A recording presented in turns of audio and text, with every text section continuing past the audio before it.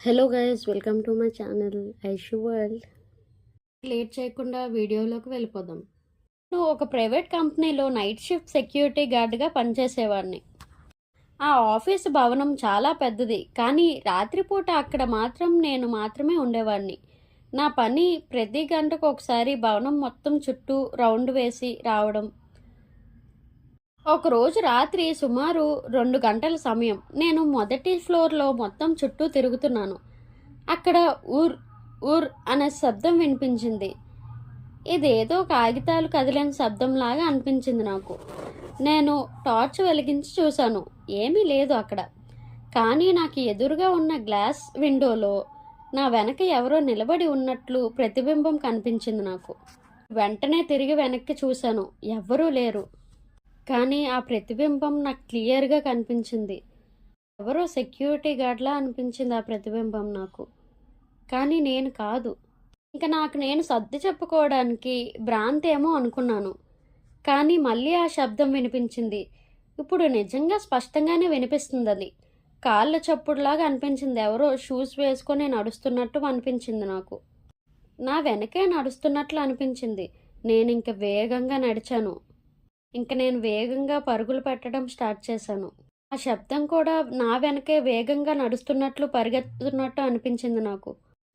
నేను ఇంకా పరిగెత్తడం మొదలుపెట్టాను. నా వెనకే పరిగెత్తే శబ్దం వినిపించడం మొదలైంది. నేను స్టేర్ కేస్ దగ్గరికి వెళ్ళి దాని తలుపు మూసేశాను. నా గుండె చాలా గట్టిగా కొట్టుకుంది. అప్పుడు నెమ్మదిగా ఒక స్త్రీ గొంతు వినిపించింది. నా చెవి దగ్గరే ఎవరో ఏదో అంటున్నట్లు వినిపించింది. ఎవరు నువ్వు? ఇక్కడెందుకు ఉన్నావు అని వినిపించింది. నేను భయంతో అరవలేక అక్కడే ఉండిపోయాను. నా శరీరం గజగజలాడిపోయింది.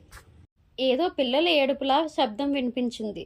ఇది పూర్తిగా ఖాళీగా ఉన్న భవనం, కానీ ఇందులోంచి ఇంత ఏడుపులు ఇలా నాకెందుకు అనిపిస్తుంది? నేను ధైర్యం తెచ్చుకొని తలుపు తెరిచాను. బయట ఎవరూ లేరు. నేను నా సెల్ ఫోన్ తీసుకొని మా సూపర్వైజర్కు కాల్ చేశాను. ఆయనకు ఇక్కడ ఏం జరిగిందో మొత్తం చెప్పాను. ఆయన నిశ్శబ్దంగా వింటూ ఉన్నాడు.